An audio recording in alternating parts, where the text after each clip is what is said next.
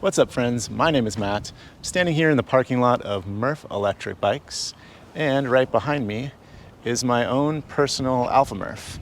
And I'm gonna shoot a video today about the Alpha Murf. And for the video, I have two goals. The first goal will be to do a range test. I wanna see exactly how far I can go on a single charge under real world riding conditions. So that's number one. Number two will be just to give anyone watching some information about the Alpha Murf. So why we made it, how is it different than some of our other bikes, some general specs, and what it's like to ride the bike. So if you're interested in any of those things, stick around. It should be a fun video. All right, here we go. First off, this is a big question we get it all the time. And that question is, what is the difference between the Alpha Murf shown here and the Fat Murf? And they look very similar. The biggest difference is going to be the motor in the Alpha Murf is bigger. It's a 750 watt motor versus 500 in the Fat Murf. And the other difference is going to be the controller, which is located under the battery there in that box, is more powerful on the Alpha Murf. So that translates to more power and more speed. We made the Alpha Murf because we had ridden around the Fat Murfs for a few years, and we just thought, you know, why not make something faster? Why not make something a little more powerful? We like going fast, and so that's really the story there. The other thing we did different with the Alpha Murf was we made it a single speed. So on this bike, there's just a single rear sprocket, there's no derailleur.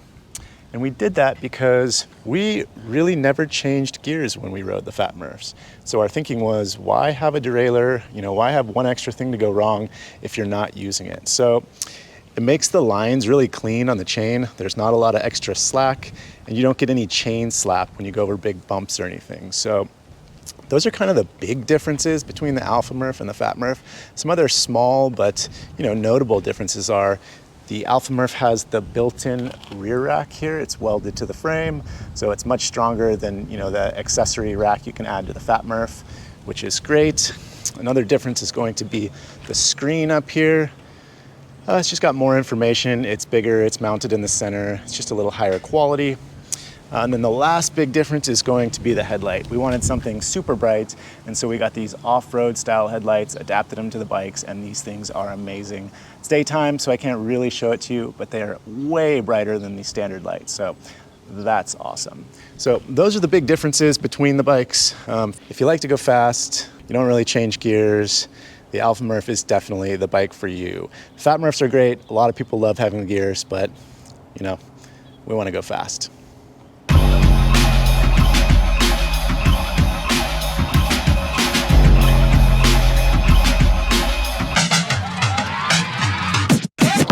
Okay, first goal, the range test. The range on an electric bike is going to be determined by the battery size.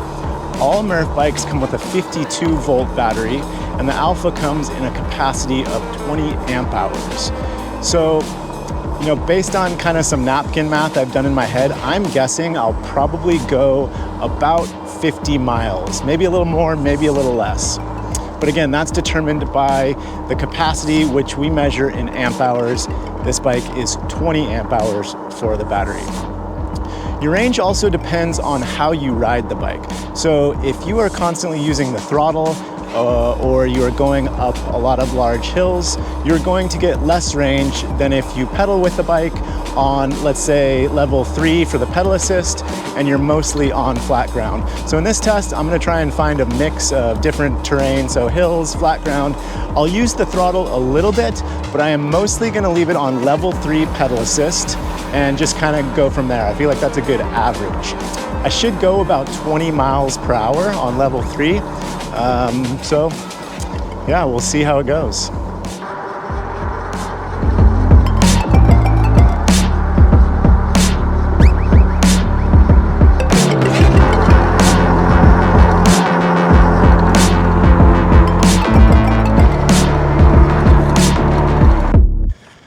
Okay, 11 miles in. I found a good little spot next to this river here. There's an awesome bike trail and I can avoid some of the traffic now, which is awesome. 11 miles in, And I haven't dropped a single bar on the battery yet, so that's pretty crazy. I'm not sure if you can see that top left there, still showing full, which is amazing. So I had it on pedal assist level 3, and I was going about 20 miles per hour the whole time. But that brings up an interesting point about the Alpha Murf and something to consider with this bike being a single speed. Because it's a single speed, you have to pick one gear that sort of works for everything.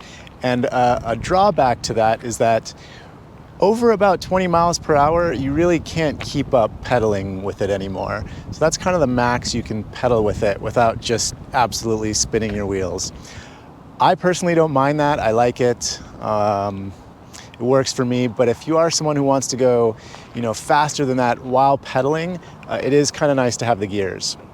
Again, one drawback, I don't mind it. I still love the single speed, but keep that in mind if you are shopping for one of our bikes.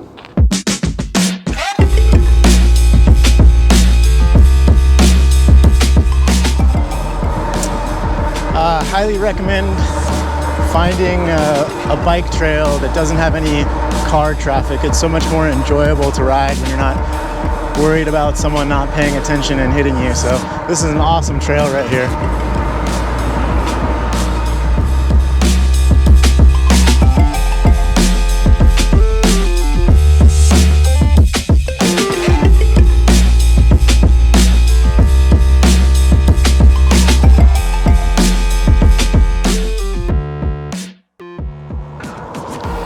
Okay, just hit 15 miles in and we've made it back to the beach here. Went all the way behind San Clemente into San Juan Capistrano down to Dana Point, and here we are. And I still haven't dropped a single bar on the battery, which is pretty crazy. So we'll keep going. I'll let you know when we finally drop a bar.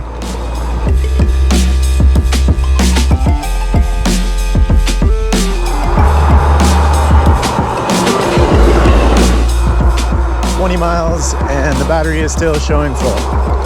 It's crazy.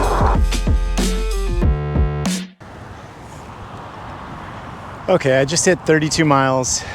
The battery is still showing 4 of 5 bars. I'm not sure if you can see that on the top left of the screen. But I'm about as far south as I want to go. So I'm going to turn around here, head back towards the Murph headquarters, and probably just go straight back there and see how much battery's remaining and go from there. Okay, update. I just hit 35 miles and the battery just dropped 1 bar, so we're showing 3 out of 5 bars on the charge indicator. So that means we're roughly 60%, or we have 60% remaining on the battery. So I'm glad I turned around. I'm gonna have plenty of battery to get back to Murph, but probably not much more. So I don't know, I think we're probably 15, 20 miles out. I'm guessing, 60 miles is gonna be my guess. So onward.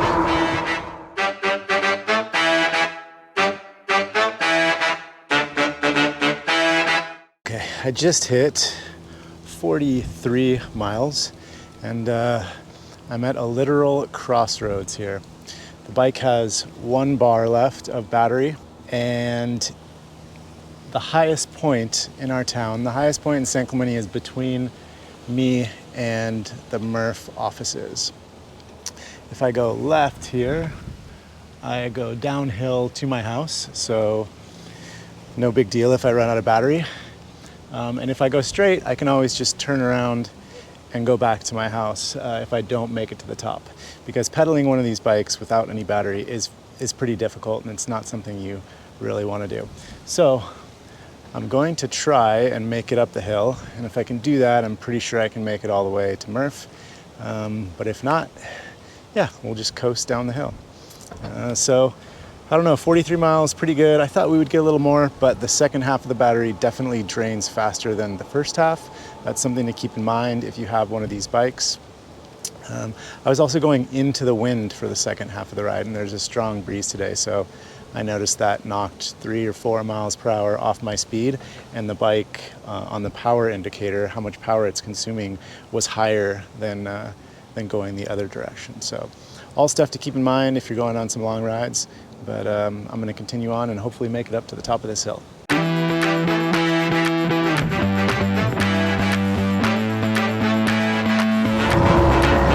Getting so close. One last tiny uphill to get through, but I think we got it, no problem.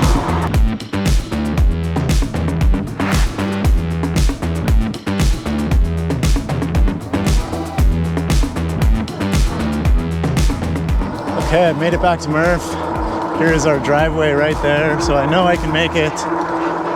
Now I'm just gonna do a couple laps and see what we end on for the mileage here. Currently at 47 and a half, so I don't know, I think we can get another 2 or 3 miles out of it pretty easily. Get to 50 and we'll be right on with our original prediction, so that'd be pretty cool.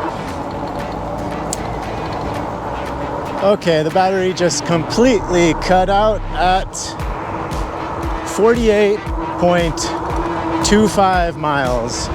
So pretty good, really close to what I originally thought. I think if I wanted to, I could have got a little bit more out of it. I definitely used throttle at times, going up some hills, and there were a few big hills that I had to go up and over to get back to Murph. So if you were just flat ground, I think you can get another 5 to 10 miles out of it. But yeah, it was a cool test. I'm ready to get off the bike. Roughly 50 miles in one sitting is definitely a lot. So hope you guys enjoyed this video, and we'll finish up with a little bit of a debrief here in a sec. Okay, I made it back to the Murph warehouse. It's actually day 2 now, so I've had a little bit of time to think about that ride, and I have some takeaways that I would like to share. Number 1. The second half of your battery will drain faster than the first half. So you can get more miles for the first half of the charge compared to the second half. Keep that in mind if you're planning on going for any long rides.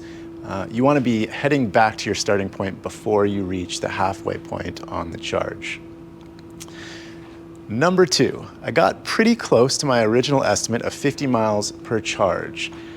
That being said, 50 miles is a long time to be riding a bike for the average person, and I don't think that most people will do that very often, if at all.